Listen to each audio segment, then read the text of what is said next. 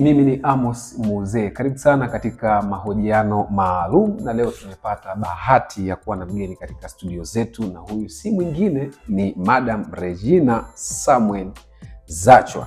Ni mjumbe wa Baraza Kuu UWT Taifa, lakini pia mjumbe wa Kamati ya Uchumi, Mipango na Fedha UWT Taifa, lakini pia mjumbe wa Kamati ya Mawasiliano kwa Umma Taifa.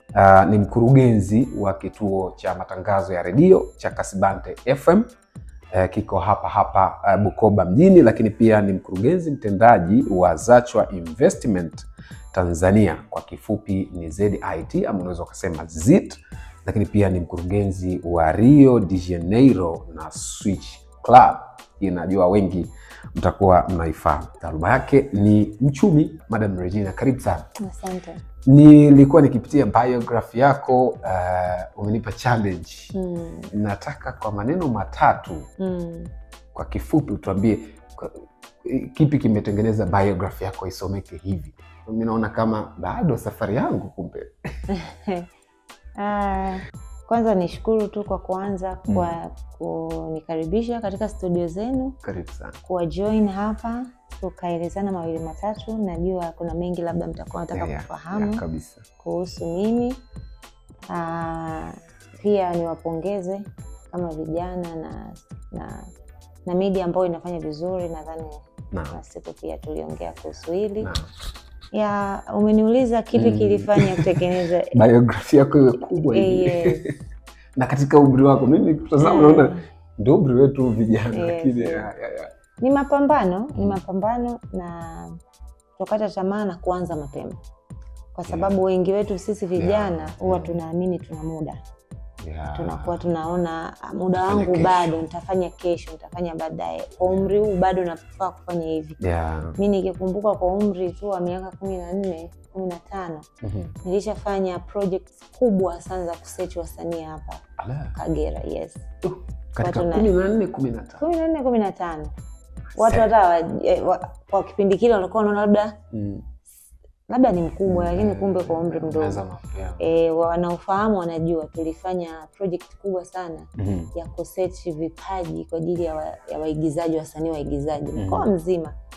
Na finally tukaleta waigizaji wakubwa kipindi kile, walikuwa kina JB, walikuwa kina Jacqueline Wolper. Walikuwa umeanza kujichanganya nao katika umri. Lakini kwa pale mtu asingeweza kuelewa umri. Kwa hiyo mimi nadhani kwa umri mdogo saa nyingine ukiamua kuanza kufanyia kazi maono yako, unaweza ukakuta ukiwa bado kijana yakaanza kutimia taratibu. Tunaona na vijana wengine wenzetu wapo kwenye nafasi kubwa sana. Kabisa. Unachokifanya sasa hivi ndo ndoto yako ya utotoni ama ni tofauti? Bado sijafika napotaka kufika. Ndoto yangu mimi naona kama bado. Kwa hiyo naona niko kwenye process. Lakini uko kwenye njia yenyewe? Naona niko kwenye njia yenyewe. Na kama ni safari basi naona kama niko nusu. Kiukweli. Yaani hapa uko nusu? Niko nusu. Kwa naona kabisa bado. Umelenga kwenye juu. Hongera sana. Ni tunakufahamu kwenye nafasi tofauti. Zingine binafsi nilikuwa sizijui, baada ya kusoma biography ndo nilikuwa najua tu ile moja. Ilitokeaje sasa ukaingia kwenye siasa? Inspiration point ilikuwa ni nini na ulianza lini? Kwanza mimi wakati nipo chuo nilikuwa najiengage kidogo kwenye siasa kwa kiasi kidogo, sio kikubwa. Nilikuwa najiengage kwenye siasa pale UDOM kipindi kuanzia 2021 mpaka 2011 mpaka na 2014 wakati niko pale. Kwa hiyo nilikuwa nafanya siasa, naingia. Kwa hiyo imekuwa ikiwepo ni passion, lakini mimi nikisema siasa naiona ni njia ambayo nilikuwa naona inanisogeza karibu na jamii. Kiukweli mimi napenda kufanya vitu vingi, vitu vya kijamii napenda sana. Kwa hiyo kama nadhani njia kunisogeza karibu na jamii ni siasa. Yeah. Ninapita kwenye siasa. Yeah. Kama isingekuwa siasa pia ningepita kule ambapo naona itanisogeza karibu na jamii. Napenda naamini katika kushikana mikono, kufanya vitu kijamii. Kwa hiyo ndio inspiration yangu kubwa, na pindi mzee alipoingia kwenye wenyekiti nikaiona pia kumbe ni njia inawezekana. Nikaendeleza pale nilipo. Yes.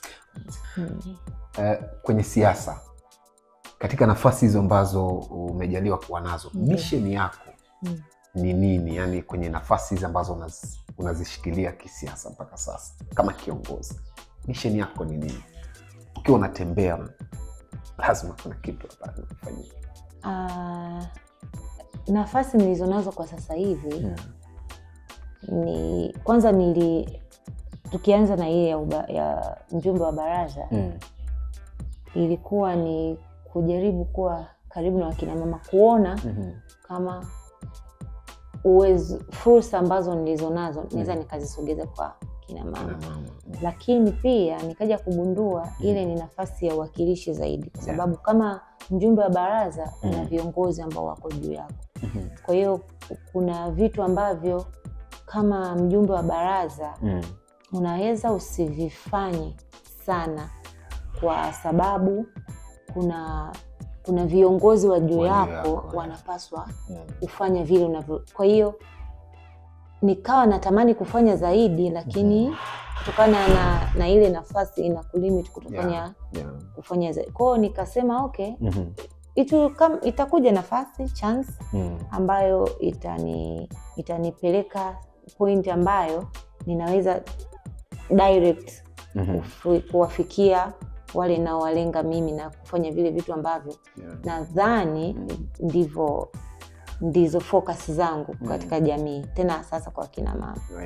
Hivyo focus yangu kubwa wakati nilivyoingia kwenye hii nafasi kwanza, tulikutana na wenzetu ambao pia nao ni wajumbe wa mabaraza na nini na nini. Tukawa tunatamani chini kule, kurudi huku chini, nafasi nafasi ya wale watu wanaowachagua viongozi iwe kubwa. Yani maamuzi ya kuwachagua viongozi yasiwe kwa watu wachache, yawe kwa watu wengi. Kila mtu ajione kwetu sisi kwa kina mama, kila mtu ajione kwamba okay, na mimi naweza nikafanya maamuzi ya kumchagua kiongozi mwanamke ambaye atawasilisha matatizo yangu kama mwanamke. Kwa sababu kipindi cha nyuma yalikuwa ni kwa watu wachache, yani wapiga kura wanawake wa viti maalum walikuwa ni wachache. Kwa hiyo wale walio wengi wanabaki nje. Kwa hiyo maamuzi yanafanyika na wale wachache viongozi kimkoa. Kwa hiyo mimi kama kuna wazo niliwaambia bazani, kwa nini isiwe hivi? Wakina mama wengi wanapaswa kufanya maamuzi juu ya viongozi wao, wawe wengi, yani hata yule wa chini naye aweze kupata nafasi ya kumchagua kiongozi anayehisi yeye ni sahihi kwake. Kwa kweli ikawa kama kampeni ikasambaa, tukaifanyia andiko vizuri na nini, tukaipresent, ikaenea. Na bahati nzuri nadhani chama kilikuwa kina maamuzi yake mengine pia alikuwa kuhusu hizi nafasi nyingine za kiongozi ndani ya chama. Kwa hiyo na hii pia ikawa ni part of the process ile. Kwa hiyo hicho kikubwa kwangu mimi pia ilikuwa ni nilisema kwa nini kiongozi wa wanawake wa Kagera achaguliwe na wachache? Yani maamuzi yawe kwa wachache. Kwa nini asiwe kwa wanawake wengi wakapata fursa ya kuwa na uwezo wa kumchagua yule wanayemtaka? Hongera sana. Na unapokuwa kwenye vikao ama mkutano kwa nafasi yako, wewe unaamini katika kusikiliza ama kuongea sana? Position yako inakuwa ni nini, kwenye kusikiliza sana ama kwenye kuongea sana? Mara nyingi kwenye vikao siwezi nikasema kwenye kusikiliza tu pia, lakini au kwenye kuongea sana, kwa sababu kiuhalisia mkutano wa baraza kuu ni wawakilishi ambao mwenyekiti wa UWT wa mkoa, katibu wa UWT wa mkoa, na mimi mjumbe wa baraza ambaye ni mwakilishi. Umenielewa? Kwa hiyo kwanza kwenye mkoa wanakuwa ni watatu. Kwa hiyo fikiria mikoa 32 ni watu wangapi? Ukiongeza na ya Zanzibar, hiyo ni bara. Kwa hiyo mada zinakuja, mimi naamini katika kusikiliza kwanza. Kama kuna cha kuchangia utachangia. Lakini kama, kwa sababu mimi siamini katika kuongea sana ndipo watu wataona unaelewa. Kwa hiyo ukisikiliza vizuri, ukaelewa, na kama kuna haja ya kuchangia mawazo yako nachangia. Lakini kama naona wenzangu wote walio labda watangulizi walianza kuchangia, wameongea yale ambayo mimi nilikuwa nayo na mawazo, huwa nakuwa sina haja ya kuongea zaidi. Kwa hiyo mimi naamini katika kusikiliza kwanza, and then kama kuna haja nitachangia. Kama hakuna haja nitabeba yale ili niyafanyie kazi. Ni kitu gani mimi nimekufuatilia kwenye majukwaa tofauti, nimekuona una ujasiri mkubwa ambao kwa tamaduni zetu za Kiafrika wa Tanzania, naweza nikasema kwa wanawake sio kitu ambacho tumekizoea, kuwa na ujasiri huo kukaa kwenye front line na kuzungumza. Ni kitu gani huwa kinakupa ujasiri wa kukaa na viongozi wakubwa na share mawazo kama hivyo ulivyosema, uliweka proposal na ilifanywa kazi? Confidence inatoka wapi ambao wengine hawana? Mimi nadhani confidence kwanza unaanza kuijenga wewe. Na sio kwa sababu ya experience labda unayokuwa nayo, hapana. Lakini kujua tu, kujiwekea kwenye akili yako kwamba ninaweza nikaongea na mtu na akanielewa, ni jambo la muhimu sana. Lakini pia watu kusimama mbele ya watu inakuwa ngumu sana. Kwa kweli inakuwa ngumu sana, lakini mimi naamini unaweza kujijenga we mwenyewe. Kusema naweza kusimama mbele ya watu. Kwa nini huyu anaweza mimi nisiwezi? Kwa sababu naamini katika kile ninachokiongea kwa muda huo. Naamini kitaleta tija, ninaamini kama ni watu wanasikiliza, kama ni nafasi yangu ya kuongea kitu fulani na watu wanasikiliza, ninakuwa naamini naongea kitu kilicho sahihi. Kwa nini nisiwe na nisijiamini kuambia watu kile kitu ninachohisi ni sahihi? Ama viongozi ambao ni wakubwa, kuna mtu akifika mbele ya kiongozi mkubwa, hata mbele ya rais, anaweza hata kashindwa kuongea kabisa. Kwa sababu ya ile wadhifa fulani, unaweza ukakuta umeshindwa kuongea. Lakini mindset yangu ilivyo, huwa naweka kwamba mimi pia ninaweza nikawa hapo kwenye hiyo nafasi. Kwa hiyo huyu ni mtu ambaye ni kama ambavyo kesho ningekuwa niko naongea na mzazi wangu pia, ama rafiki yangu, tunaelezana vitu. Kwa hiyo nikishajiwekea ile, napata tu ujasiri wa kuweza kuongea na mtu na nikamwambia kile kitu ambacho ninadhani ni sahihi kumwambia kwa muda huo. Kwa umri wako, unajua sisi kwenye kwa utamaduni ambao tumeuzoea, kuna ile kwamba mtoto upewi nafasi ya kuongea wakubwa wanapokuwa unajua zile. Sasa kwenye siasa wewe hujakutana na kitu cha hivyo kwamba usiseme kwanza, wapo wakubwa sana? Experience yako ikoje kwenye hilo? Experience yangu kuhusu hilo, wakati wa vikao vya watu ambao wanakuzidi wadhifa lakini na umri, mimi nimepata kiukweli, kwanza ni shukuru chama changu, nimepata fursa na nafasi ya kwenda shule ya uongozi Mwalimu Nyerere mara 2, mpaka tukapata nafasi ya kwenda China kujifunza uongozi. Wao wanafanya vipi kama viongozi, wafundishwe. Kwa kwanza naelewa protocol. Lakini hata mimi hata kabla ya kufundishwa uongozi, nadhani pia maadili yangu sisi tumekuwa kwenye maadili, tunafundishwa kubwa akiongea kwanza unasikiliza. Ukihitaji kuongea unaomba kuongea. Ukiruhusiwa utaongea, usiporuhusiwa utanyamaza. Kwa kimaadili. Lakini hivyo hata kwenye uongozi vivyo hivyo, kwamba kuna muda wakati viongozi wanaongea utasikiliza. Kama ukipewa nafasi ya kuongea utaongea. Na kuna muda hata wakati wa uchangiaji umekaa na viongozi ambao wamekuzidi sana rank, Sasa labda mwenyekiti anatoa nafasi ya kuongea. Sasa kikawaida unaonaga sisi vijana tuko tunasema kwa Kiswahili au Kiswahili cha mtaani wanasema tuko race, yani kijana anataka hapo au ameshaonekana akili yake inachaji haraka na anaweza kuongea. Yani ni mada, kwa mfano unatoa mfano, ni mada ambayo labda mwenyekiti kasha na viongozi wengine wapo ameiweka mezani, ameidadavua, amejadili, and then anawapa nyie wajumbe nafasi ya kuongea. Utaona haraka kijana ameshanyanyua mkono, lakini wakati ananyanyua mkono kwa ranki yake, yani kuna watu labda ngazi kama 4, kuna viongozi wa zaidi yake ngazi kama 4. Umenielewa? Tunakuwa tuna ule uvumilivu, kwa sababu unaona ukinyosha mkono kwa sababu na viongozi wataniona, watanisikiliza haraka. Haitakiwi. Kwa hiyo kwa mimi ninavyofahamu na protocols zinapokuwa, unapopewa nafasi au ikitolewa nafasi, unatulia kwanza, unaangalia kama kuna kiongozi wa juu yako anahitaji kuongea. Kwa hiyo ni vizuri na ni vyema aongee kwanza kiongozi ambao unaona kwa rank yako amekuzidi. Unaacha nafasi wanaongea. Ukiangalia mikono iliyobaki unaona kabisa ni rank ya kwako pia, unaweza ukanyosha, unaweza ukanyosha mkono na ukaongea. Tuongee kuhusu Bukoba na maendeleo yake na Kagera kwa ujumla. Mwaka 2015-20 jimbo la Bukoba mjini lilikuwa kwenye mikono ya vyama vya upinzani. Na mwaka 2020 Chama cha Mapinduzi mkafanikiwa kujirejesha. Umekuwa kwenye siasa na bahati nzuri unakaa vikao vya ndani vingine wakati mwingine.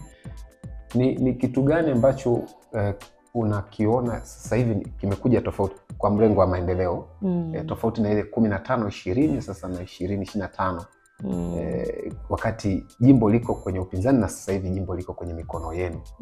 Kitu ambacho unaweza kuambia watazamaji kwamba tunajivunia tofauti na miaka ile.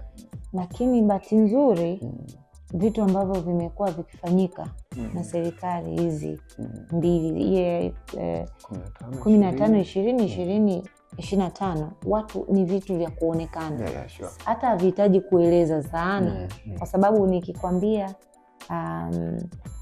kwa mfano tulikuwa zahanati zilikuwa kadhaa 15-20, lakini 20-25 kumeongezeka zahanati. Watu wanaelewa, wanaona Kashai kulikuwa tuna zahanati kidogo, imepanuliwa, imekuwa kama hospitali.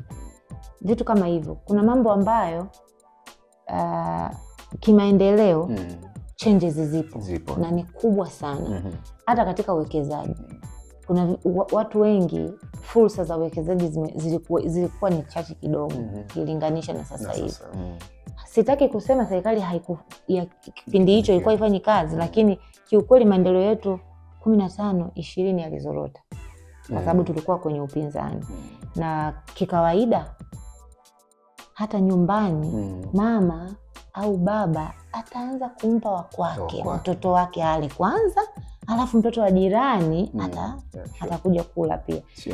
Umeelewa? Kwa hiyo wakati unapewa wewe mtoto wa ndani kula kwanza, inawezekana kilichobaki kidogo ndakapewa jirani. Anaweza asishibe pia, kama hivyo. Kwa hiyo tulifanya maamuzi, wanabukoba walifanya maamuzi sahihi 2020, jimbo tukalichukua, na sasa hivi wanaona kabisa maendeleo yaliyopo, wanaona utofauti wa jimbo kuwa mikono ya wapinzani, chama kisicho madarakani, na tunapokuwa na jimbo liko ndani ya chama cha siasa ambacho kiko madarakani. Hivyo mabadiliko yalikuwa ni mengi. 15-20 na 20-25 yanajieleza kabisa. Yani Mwanabukoba sasa hivi hata ndio maana unaona viongozi wetu wa kisiasa wakisimama majukwani, yani hawana kazi, inakuwa ni ndogo, kwa sababu hata ukiangalia irani zetu vitu vingi almost 99.9% vimekamilishwa, na vingine vimekuja kufanyika ambavyo hata havikuwa kwenye ilani ya chama.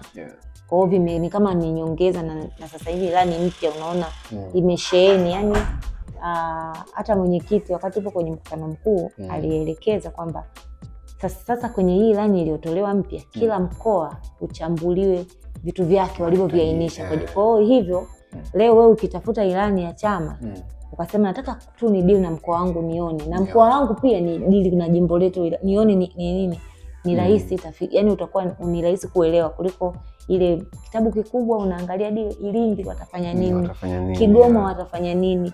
Kwa hiyo ikiconcentrate kwenye mkoa wako lakini specifically kwenye jimbo lako au wilaya yako, ni rahisi sana Mtanzania kuelewa ama Mwanabukoba kuwa na uelewa mzuri kwamba okay, chama kikishika hatamu tena kitaenda kufanya 1 2 3, lakini zile ilani ambazo zitakuja kimkoa zitaonesha pia kwamba tulivyopita ilani yetu ilisema tutafanya hivi na tumefanya hivi, na sasa hii inayokuja tutafanya hivi. Kwa hiyo itakuwa ni rahisi sana, inaonesha maeneo mahususi kabisa. Kwa hiyo mtu hatakuwa hata na haja ya kusema anasumbuka sana kutizama vitu ambavyo vitakuja kufanyika. Yes. Mwalimu Nyerere aliwahi kusema kwamba ili nchi yote ipige hatua inahitaji watu, ardhi na siasa safi. Kwa Bukoba watu wapo. Kwa mujibu wa takwimu za sensa inaonyesha ni miongoni mwa mikoa ambao kuna watu wengi. Ardhi ipo. Siasa inafanyika. Tunapoelekea kwenye uchaguzi wa 2025, wewe binafsi unaridhika na aina ya siasa ambayo tuko nayo, ama kuna brush kidogo inabidi pigwe ili tupate yale maendeleo ambayo tunayataka? Okay. Mimi binafsi ukiniuliza mimi binafsi siongei kwa niaba ya mtu wala kwa niaba ya chama. Binafsi. Mimi naongea binafsi. Binafsi yangu naona upande wetu kimkoa ama kiwilayani kwetu tunahitaji brush kidogo kwenye upande wa siasa. Na hii ni kutokana na kwamba tumejikuta tumekuwa either tuna sisi vijana hatukai tukatuliza akili. Tunakubali kwenda na vijana wenzetu ambao sisi kama viongozi wao hatufanyi tuseme brushing kwa watu wetu sisi ambao wanatupa support. Kwa hiyo sasa ile inaleteleza vitu fulani ambavyo ukija ukiviangalia vizuri vinakuja kutengeneza siasa chafu. In which siasa ni maisha. Kwa sababu hakuna namna yoyote utakwepa siasa. Hakuna. Biashara, siasa. Kila kitu tunachokijua, maendeleo kila kitu is a political animal. Siasa ni maisha yetu. Sasa namna gani tunaibeba siasa, hapo ndo kuna changamoto. Mimi nilitamani kwa mfano Mungu akija kunijalia hapo baadaye nikapata nafasi ya kuwa decision maker, kufanya maamuzi kwenye nchi, maybe one of the decision maker utaipata inshallah. Natamani kwanza somo la siasa lingeanzishwa kuanzia chini kabisa kwenye shule zetu za awali. Sio tu msingi, awali. Mtoto anavyokuwa ana introduziwa somo la siasa. Lakini sio somo la siasa ambalo ndani yake kuwe kuna mambo ya uraia, kuwe kuna mambo historia. Of course imekuwa introduced, lakini nilitamani ingekuwa wide kidogo. Yes. Ili sasa mtu tunavyokuwa tunakuwa tunapata uzalendo, somo la uzalendo. Kwa sababu sasa hivi nayo yaona baadhi ya vijana wenzetu wanayafanya, ama wanasiasa baadhi wanayafanya, unaona ni matokeo ya kutokuwa na uzalendo wa nchi yao. Hata wapinzani, kuna muda unatizama vijana wenzetu wa upinzani ama viongozi wa upinzani, mambo wanaoyaongea, alafu wao wanajiita pia ni Watanzania. Uchungu walionao sio uchungu kwa ajili ya nchi. Yaani wana uchungu kwa sababu ya maendeleo yao binafsi. Kwa sababu leo mimi nikisimama nikamuongelea kiongozi fulani kwa ajili ya maendeleo ya Tanzania, in a way ya kufanya kwamba nafasi hii ambayo alionayo yeye ningeipata mimi, ingenifaidisha kwa namna hii. Yani kuna kitu najaribu ku make sense, uelewe. Yani mtu anaweza akasimama aka-address kitu fulani, lakini ukisikiliza vizuri unaona ni kwa manufaa yake binafsi, sio nchi. Kwa sababu leo ukiangalia kuanzia mwaka 60 let's say tunapata sisi uhuru mpaka leo 2025 ukiangalia changes tulizonazo, yani kuna watu hawakupaswa kukibeza hiki chama. Na sisemi hakuna makosa. Makosa yaliyopo sio chama, ni mtu binafsi. Kwa sababu hata nyumbani kwenu kama familia mko labda mmezaliwa watoto 5, lakini kaka naifuata sivyo wote, sivyo walivyo. Yani kwenye watoto 5 kunaweza kukaa kuna jambazi, kuna mchawi, kuna sijui nini, kuna vitu vyake na vitabia. Sometimes watu watawahukumu kama familia. Familia ya wale ni watu wabaya. Lakini huenda ni mtu mmoja tu. Ambapo sasa ni familia kuona tunafanyaje ili kurekebisha. Kwa hiyo pia kuna mambo ambayo ni matokeo ya jitihada za Watanzania. Kwa hiyo sisi tungekuwa tuna ule uzalendo fulani, tungekuwepo. Ina maana tungetengenezwa kuanzia na viongozi tunaowachagua chini mpaka kwenye wale wa juu, mpaka kwenye root na sisi. Kwa mfano leo natoa mfano. Leo sisi wa Tanzania mtu anaenda kununua kitu. Mtu anamwambia mimi nimeongea hivi kwa sababu pia najua na biashara naelewa. Kuna sehemu kuna duka. Ananunua kitu na unatoa risiti kumpa. Sema achana na. Hajui kwamba risiti anavyotoa ile, anavyopokea ile risiti ama akidai risiti, hajui kama yeye amechangia maendeleo ya taifa. Kule uzalendo kwanza sisi wenyewe tu, hata kuanzia roots chini hatuna. And then viongozi wetu pia tunaweza tukawalaumu, lakini shida ianzie kwa viongozi. Hata sisi wenyewe tunafanya nini kuhakikisha uongozi wao uwe rahisi pia. Kwa hiyo kuna vitu vingi hapo. Ndio maana nikasema nilikuwa natamani ningekuwa decision maker. Kuna baadhi ya vitu vingekuwa vinawekwa kuanzia elimu zetu za awali, uzalendo, siasa, uraia. Tunakuwa tukijua, yani tunajua nchi yetu ilianzia hapa, ilienda hivi, historia, mpaka tunapata uhuru ilikuwaje. Kwa hiyo kijana unapokuja kufika mahala fulani, kuna vitu vingine hautaviongea sasa kwa miemko. Utakuwa unafahamu roots za nchi yako. Mwalimu Nyerere napenda kumrefer sana kwa sababu ndio baba yetu wa taifa. Aliwahi kuandika kitabu Tujisahihishe. Katika safari yako hii ya siasa ambayo umeiona, na hapa nazungumzia kwa vyama vyote, kipo chama chako, Chama cha Mapinduzi. Kuna wakati uliwahi kufika ukasema kwa hili tujisahihishe, ukajisemea tu moyoni kwamba katika hili tujisahihishe. Uko wakati ambao uliwahi kufikia? Ndio, niliwahi kufikiria na kwamba tunapaswa kujisahihisha. Iliwahi kufikia. Na nadhani sio kipindi fulani, ni vipindi ambavyo unaonaga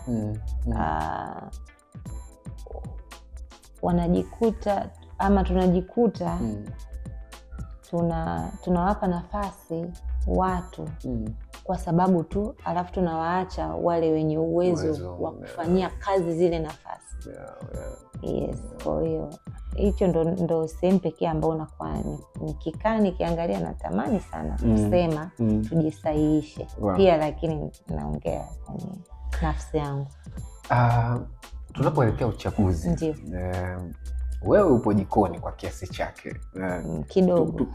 Tukipita kwenye magrupu yetu ya WhatsApp, na minyukano kidogo, kuna minyukano huko ya aina tofauti. Kuna wengine pengine ni wageni kwenye vitu kama hivi. Unaweza kusema ndivyo siasa ilivyo, ama kuna kitu cha tofauti ambacho huenda kikatokea? au wewe hujaona hiyo minyukano pengine? Unakutana nayo? Nimekuwa nikikutana nayo. Nimekuwa nikikutana nayo, ninaona. Saa nyingine nasoma, saa nyingine nikiona haina tija na achana nayo. Ila nikiona kuna kitu cha kufikirisha, nitafikiria. Kiufupi siasa sio ya general, ya kwetu ndivyo ilivyo. Na ndio vitu ambavyo nikikwambia nikikaa natamani kusema tujisahihishe ni hapo. Minyukano inapaswa kuwepo, lakini minyukano yenye tija. Yaani kwenye upande wa siasa suala la mijadala kubishana kwa hoja huwa halikosi. Lakini sasa sisi saa nyingine watu tunaenda mbele zaidi ya mabishano yale ya hoja. Ndo siasa za huku kwetu zilivyo. Hatulumbani kwa hoja. Yes. Mabishano yetu na malumbano yetu yanakuwa sio kwa hoja zile zinazokwenda kisiasa. Na ndio maana una hiyo minyukano unayoiona wewe inakuja kile kipindi ambacho tunakaribia muda fulani. Na bado inawezekana ikiisha hicho kipindi ukaona hali inakuwa inarudi. Kwa hiyo unaelewa kabisa kwamba hii minyukano hii ni kwa sababu ya siasa. Lakini natamani sana haya malumbano yangekuwa ni malumbano ambayo yanalenga kujenga ama yanalenga kutengeneza viongozi wazuri. Kwa sababu unavyoleta hoja, jinsi unavyoidadavua na wenzako wanavyoichangia ile hoja, nadhani hapo ndipo unaweza kupatikana kiongozi mzuri. Kwa sababu unavyobishana kwa hoja, unatoa nafasi ya watu wengine kujifunza wanaosoma, na labda wanaojifunza pia ni miongoni mwa viongozi wajao. Kwa hiyo kuna watu ambao watakuwa ni viongozi, watasoma, watagundua kumbe nikipata nafasi napaswa kufanyia kazi eneo hili kwa sababu ilikuwa kwenye malumbano fulani ama mabishano fulani katika kutengeneza siasa. Kwa hiyo natamani iwe ni mijadala ambayo inakuwa inatujenga. Sasa tunajikuta saa nyingine tunafanya mijadala ambayo haitujengi.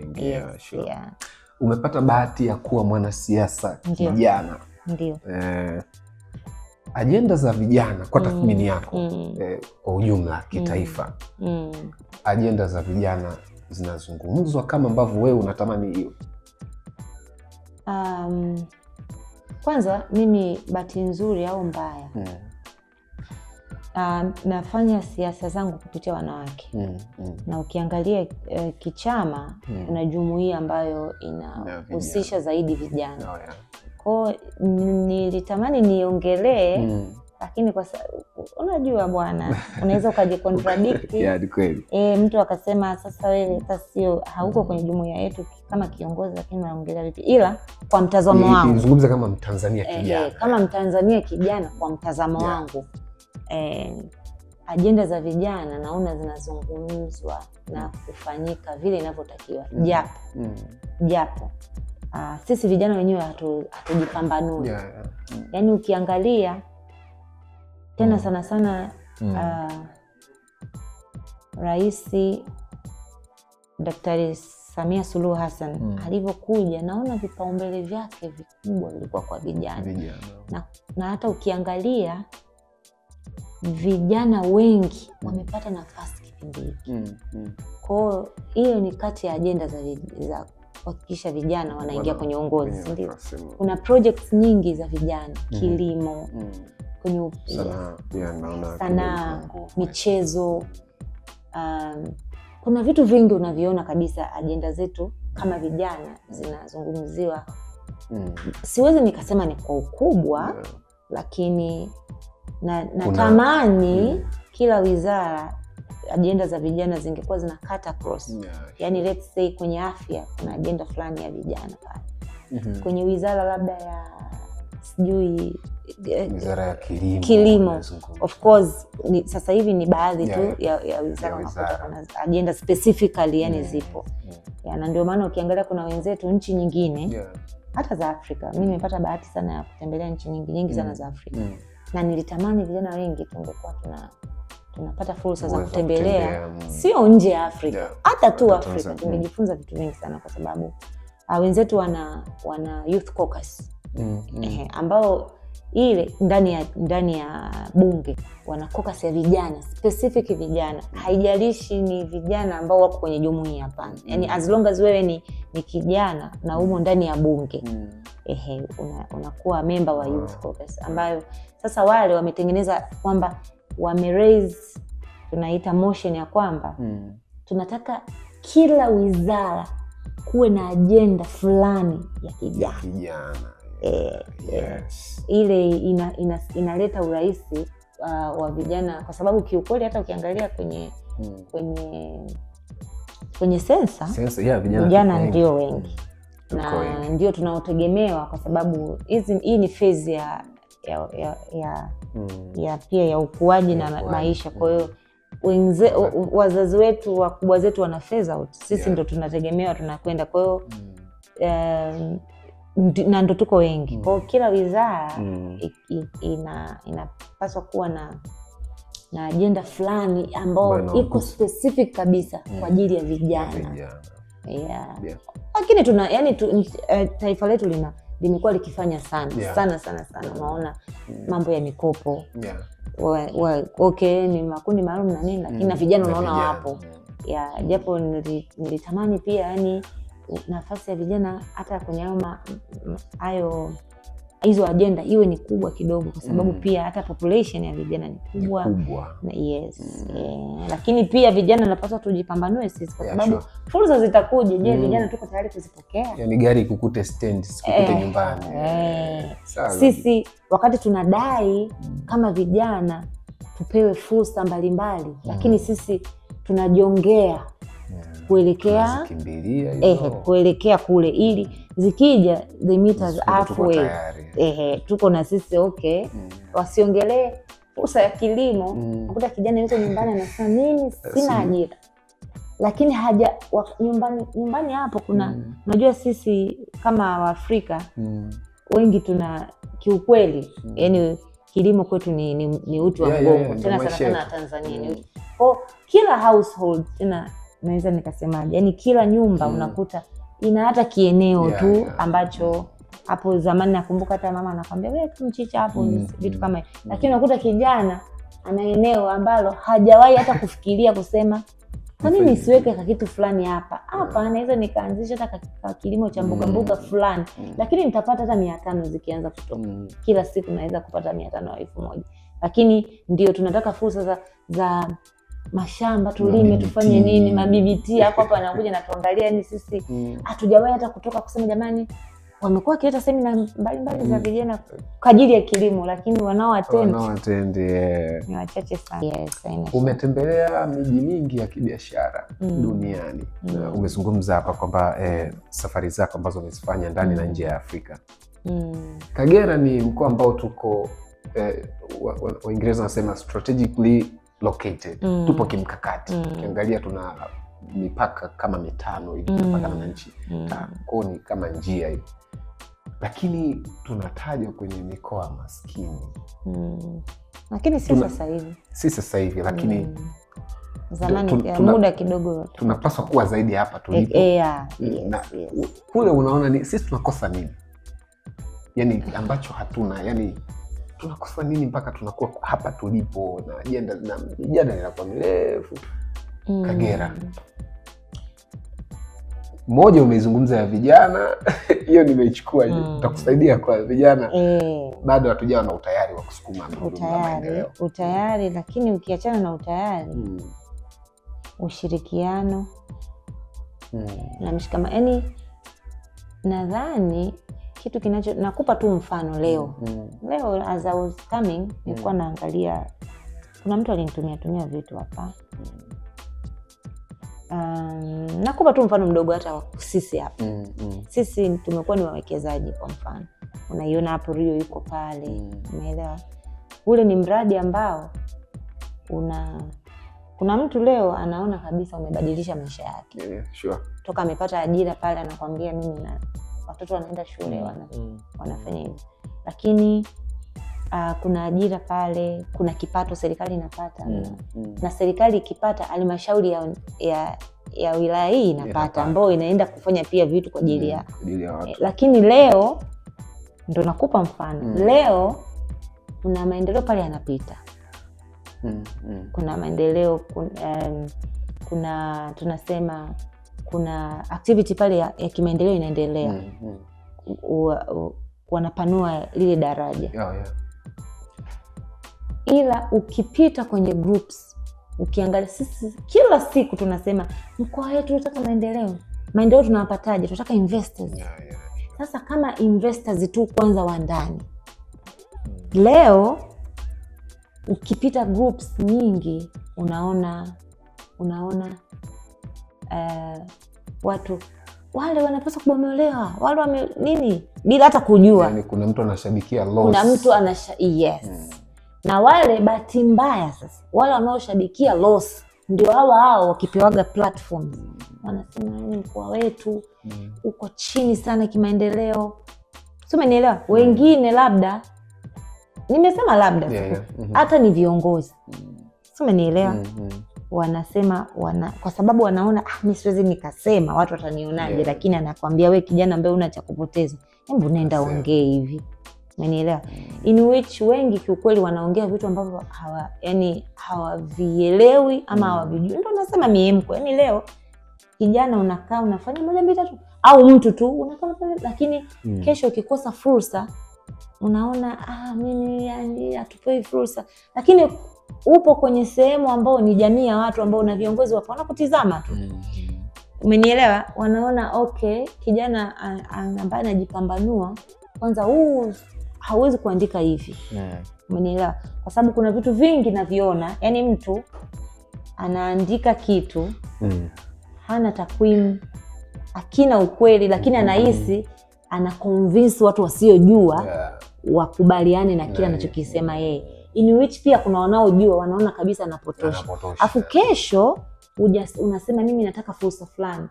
Alafu mtu anasema lakini mbona huyu hata mashaka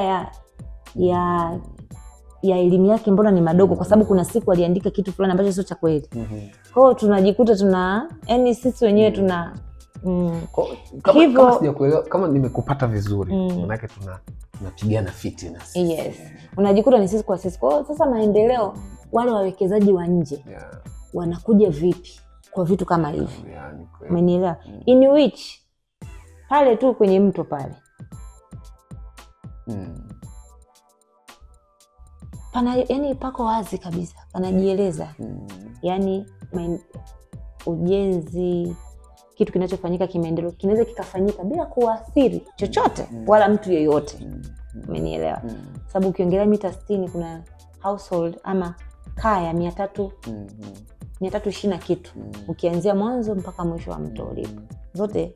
Lakini ukiangalia ile sheria imetoka ni baada ya hati zile kuwepo ama kabla ya kuwepo. Kuna vitu vingi vya kuangalia. Sasa mtu anajiuliza kwa nini. Umeelewa? Kwa hiyo najaribu tu kusema kwamba mkoa kama mkoa, maendeleo hayaji tu kutokana na rasilimali zile za ndani. Ni kama nchi, mna madini, mna nini. Je, nyinyi mnaweza kuyachimba? Haya, na mtajua yako wapi? Na mkiyachimba mkiyatoa kwenu nyinyi ana kazi gani? Kwa lazima utaleta wawekezaji ambao tayari wamesha kwenda mbele. Wanajua tunahitaji hapa kuna nickel. Nickel inatumika kwenye hiki na utaalamu wa kuchimba nickel tunao na utaalamu wa nickel kutumika tunao. Kwa hiyo tunawa invite, ile ni kama win-win situation. Njooni chimba hapa. Tunapata hiki wakati wanapokuja wakichimba, kuna watu wetu wanapata ajira pale. Nchi yetu inapata kipato. The same applies to mkoa. Mkoa una ardhi, una nini, una vitu vingi sana. Lakini sasa tuna maeneo makubwa ya kuweka viwanda. Umenielewa? Lakini je, tunatengeneza mazingira mazuri ya wawekezaji kuja kwenye mkoa wetu kuwekeza? Na mazingira mazuri simaanishi serikali. Serikali ya mkoa inaweza ikatengeneza mazingira mazuri sana, lakini mindset zetu sisi wananchi wa mkoa tuko tayari kupokea tuko tayari kupokea wawekezaji na yale maendeleo. Leo hii watu wamepambana nini ni kuja pale mto nini barabara zimekuja, tunatengenezewa sasa nani nzuri, nini tunaita daraja zuri na nini. Lakini mtu anaona hapana, daraja haliwezi kuwepo, alipaswa kuwepo bila huyu kuwa kuathirika. Kwa hiyo watu wanaona outside, watu wanaona, wanaangalia. Kwa sababu bahati mbaya sasa hivi nimetolea mfano wa pale kwa sababu mimi ni mhusika wa direct, nimeona ni mfano hai. Lakini naomba nikwambie haya mambo ya kupigana ni miaka na miaka yamekuepo. Yani kumekuepo na haya mambo ya wananchi labda wenyewe kujikuta wanaleta hizo kwa maneno kwa sio leo tunavyoongelea leo. Ni muda. Tulikuwa na kiwanda cha Pepsi pale. Tulikuwa na kiwanda cha Pepsi pale Pakashai pale. Pale issue haikuwa eneo, issue haikuwa eneo zuri. Kiwanda kilikuwa kimeajiri watu wengi sana. Kwa hiyo ajira sio tu kwa wanaofanya kazi. Kuna magari yalikuwa yanafanya movement kupeleka soda. Kuna direct za moja kwa moja na indirect, yes. Lakini alitokea tu mwananchi akasema wanatumia maji ya Kanoni. Watu wakaacha kunywa soda, taratibu kiwanda kikafa. Umenielewa? Kwa hiyo kuna mtu, natoa tu mifano hai, tulikuwa na hoteli kubwa by then miaka ile ndio ilikuwa kama 5 star niseme. Hoteli ya kwanza ambayo imekuwa na swimming pool ile ilikuwa Goka zamani. Kule eneo zuri, watu walikuwa wakitoka Mwanza wanasema kuna hoteli imefunguliwa mpya kule. Mtu saa nyingine haji Bukoba kwa ajili ya shughuli, anakuja tu sababu kuna sehemu ni hoteli nzuri, nataka tu nipumzike, ngoja niende. Kwa hiyo ikata inasifanya inakuwa ni sehemu ya watu kuja kupumzika. Alitokea mtu akasema mule tumemwona kalikao. Sijui kuna nyoka na kuua watu, sijui nini. Wakati ile nyoka kaletwa kama maonesho alikuwa watu wanaenda pale mnatizama. Hatujawahi kuona. Mimi maisha yangu nikiwa mdogo nilikuwa sijawahi kuona chatu. Tunamuona tu kwenye TV. Ndio tuko kumbe kuna chatu, unaenda mnalipia, mnatizama pale. Kuna ajira zilikuwepo, wapishi, wahudumu, nini. Basi tu watu wakaacha kwenda, wakaogopa, tumeambiwa nyoka anakula watu, sisi tumeona mambo ya ajabu. Fitna zile. Hata kesho nani anakuja kujenga. Wewe unaona tu fitna ziko kila sehemu. Kwa hiyo inasababisha, ndio maana mimi ulivyouliza kwa nini Kagera tunajikuta, nikasema mshikamano yani haupo. Na ndio maana kuna wana Kagera wengi wamewekeza nje. Na ukisema wana Kagera walioko nje warudi nyumbani, inakuwa jiji hatari kabisa. Yani unaenda sehemu unaangalia unachanganyikiwa kweli, unachanganyikiwa. Kuna yule mtu msikia kama mnamsikia na kiwanda kikubwa huko Arusha. Ni Mwaya yule. Ni Mwaya, kwa nini hakuja kuwekeza kwao? Angewekeza hapa, kiwanda kikubwa kikawa hapa, kikawa kina supply kutokea hapa, napeleka Arusha wapi, Dar es Salaam wapi, kanda ya ziwa kote inaenea. Na wapo wengi wa aina hiyo unakuta. Kwa nini? Mkiwa kwenye vikao vyenu vya siasa, mkikaa mkijadiliana, mnapojadili maendeleo, hii mnaiona kama factor, na mlishawahi kufikiria labda mwarobaini ni nini pengine, au tuishi tu hivyo?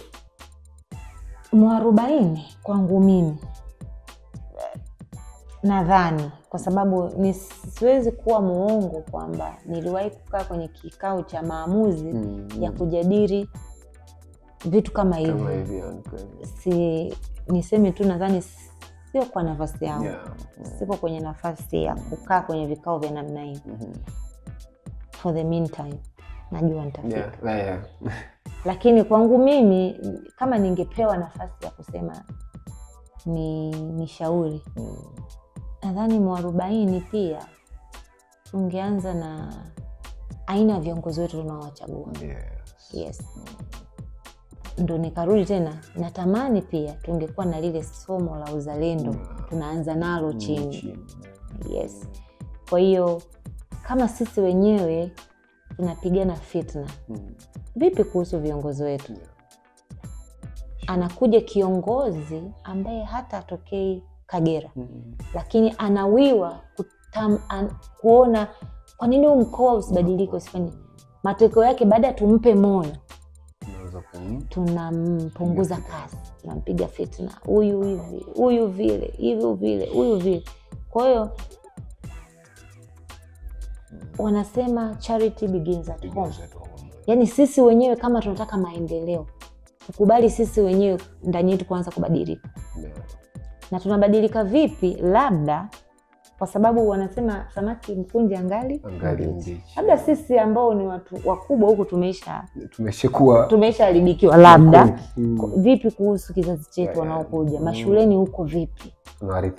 Tunawarithisha nini vijana wetu?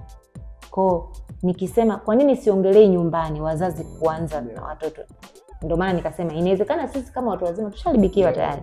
Kama mimi nimeshakuwa nina roho mbaya, kumfundisha mtoto awe na roho nzuri na kuwa ngumu. Lakini shule ambapo mtoto ukiangalia makuzi yake mengi anakuwa shule. Ana spend muda mwingi shule kuliko anapokuwa nyumbani. Na aidha unajikuta wanakaa zaidi na walimu kuliko wazazi. Kwa hiyo kule shule kule kungetengenezwa namna ya kufanya kwa mfano hapa sasa siongelei Tanzania, naongelea mkoa. Yaani mkoa kama mkoa kule kunakofanyika vikao vya kama hivi. Wakaamuru tu shuleni kule sisi kama wana Kagera tujiwekee kitu. Shuleni hizi shule zetu za Kagera hapa tuhakikishe curriculum ya kwetu. Yaani tuintroduce ka kitu ka kwetu tu huku shule kwamba labda wakati tunafundisha watoto tuhakikishe tunajenga katika misingi hii, tunawekea vitu fulani hivi na nini, vitu kama hivi. Ukiachana na wale watu ambao labda wametoka. Kwa sababu kuna watu ni wahaya wanasomesha watoto nje ya mkoa. Kule na ukiangalia watu wengi walio kwenda nje, exposure yao na sisi ambao tumekaa inakuwa tofauti kidogo. Kwa hiyo nadhani pia vile vitu vingeanza kwenye upande wa elimu. Kama mimi ningekuwa napata nafasi ya kushauri. Naona hivyo kwa sasa hivi kwa sababu sijasema tumechelewa. Hatujachelewa kwa sababu hii ni maamuzi, ni vitu ambavyo ni mabadiliko ya taratibu. Tukiamua kuanza kama tunavyosema shule tukafanya hivi after 10 years 20 years Kagera utaikuta ni tutaongea kitu kingine. Kabisa. Ndio. Sisi tunakushukuru sana. Mimi natamani uzungumze na binti ambaye yuko shule, mtoto wa kike, lakini na dada ambaye yuko mtaani anapambana, anakutazama, yuko na mambo zake, anakutazama na kwa mambo haya ambao unayafanya kwa nafasi zako. Umtie moyo.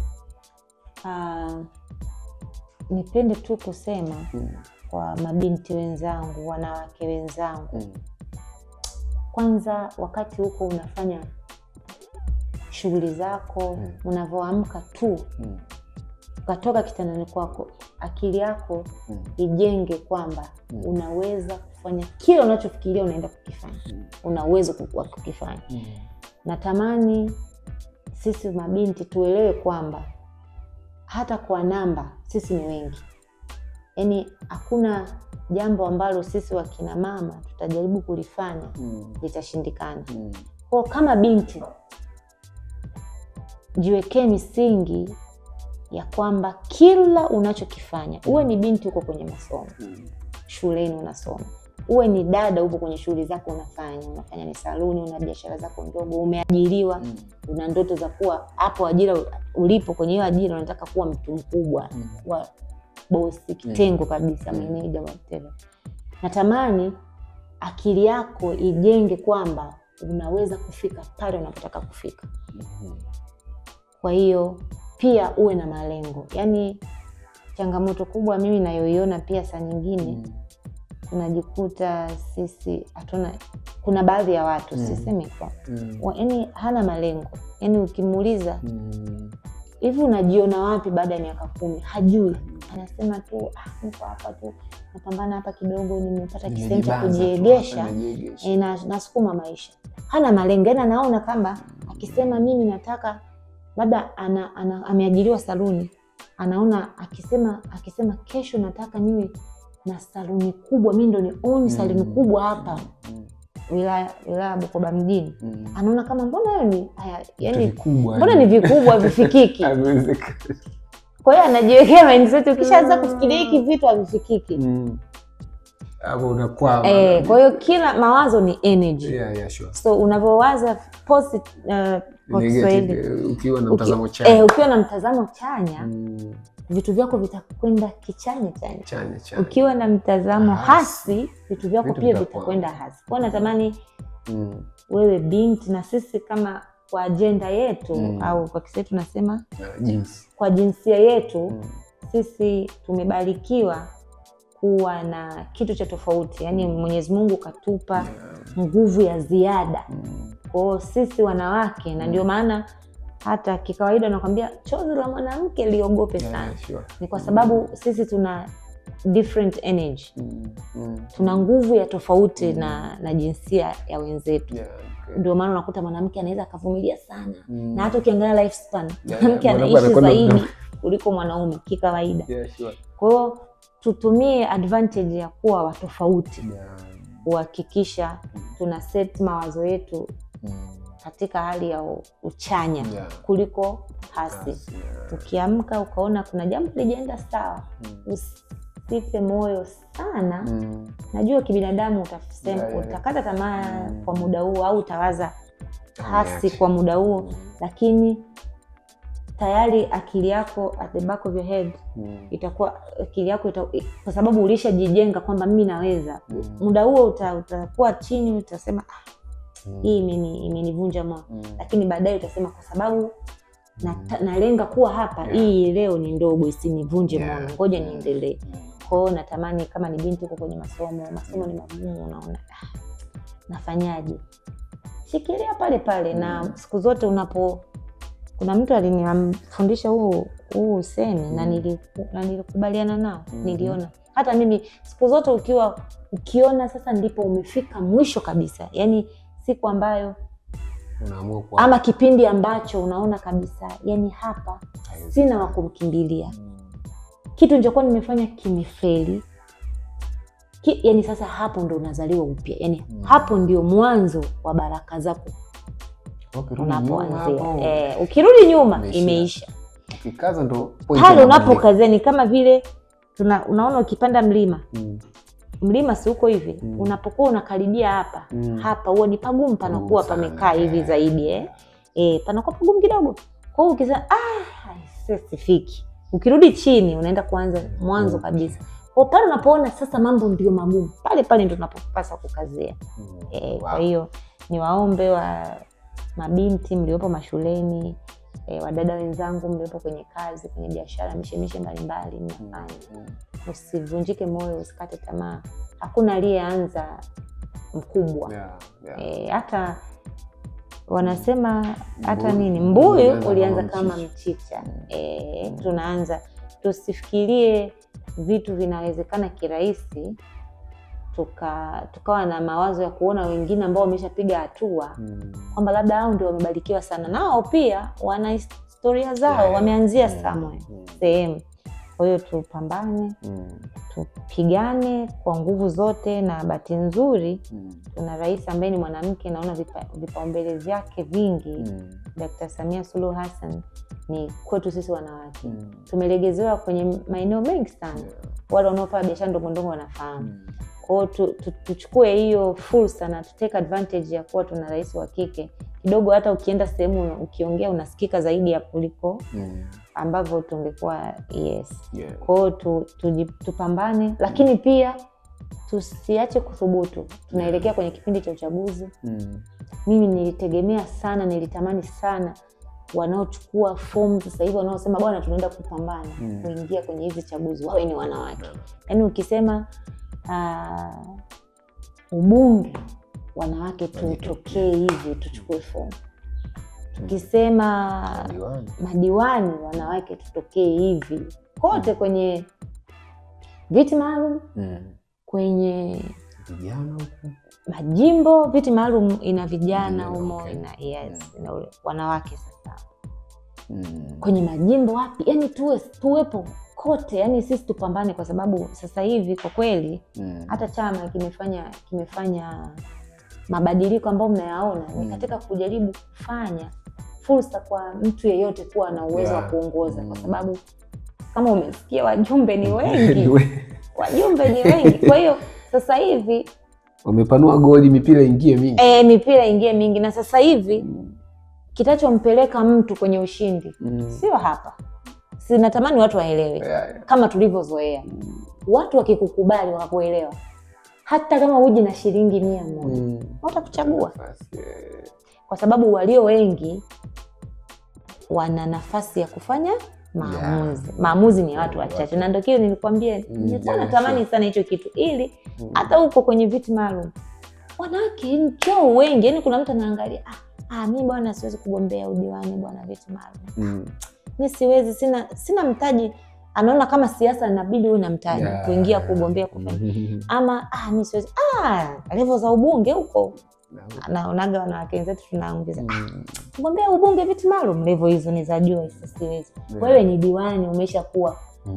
Kwa nini usitake kupanda ngazi? Sasa mimi nimeshakuwa diwani huko. Kwa nini sichukue nikavuta fomu ya ubunge? Inawezekana. Nimeshaongoza. Experience inawezekana. Wewe kwa upande wako vipi? Chama kimesharuhusu sasa watu kufanya mnachoweza, tukutegemea wapi? Chama kimeruhusu, lakini hatujapiga filimbi. Okay. Bado hata kuchukua fomu bado. Mimi nitasema ikifika na wakati nitasema kwamba ndio niko hapa au niko. Kumekuwa na speculations kuhusu mimi. Kila mtu anajiuliza, wewe ataenda wapi? Wewe ataenda wapi? Nakaa kimya nasikiliza na natizama na naona. Kwa hiyo nasikiliza watu wanahitaji nini? Watu wanasemaje? Muda ukifika nitasema na nitaonekana ninapotaka mimi kwenda, kwa sababu unajua uongozi hauna hati miliki. Kila mtu ana nafasi, anaweza ni haki ya yeyote kugombea. Kwa popote ambapo nitaona mimi pana nistahili, nitakwenda. Ndio. Sisi tunakutakia heri, tunakushukuru sana, karibu sana kwa mara nyingine. Asante sana. Niwashukuru sana na niwapongeze tena kwa mara nyingine. This is very huge. Ni kitu kikubwa kuwa na station ambayo inatoa fursa kama kwa nyinyi vijana, kwa sababu otherwise ungekuwa unafikiria kufanya kazi nyingine. Lakini hii kazi ya media inakupa kipato, unakula, unaishi. Na ni ubunifu kwa namna nyingine, kwa sababu station ziko nyingi bwana. Media ziko nyingi, mbona hatuoni mahojiano kama hayo kwa wengine? Kwa hiyo ni ubunifu. Kwa sababu ni media ambayo imejistation kwa mkoa wa Kagera. Kwa hiyo ubunifu wenu wa kuwaza kwamba Kagera inahitaji pia interviews za kuhusu wana Kagera wenyewe. Kwa sababu tunaongelea ajenda za Kagera. Kwa hiyo tunahitaji wana Kagera waongee, watu wasikie. Very good idea. Hongereni sana. Asante sana. Nashukuru sana.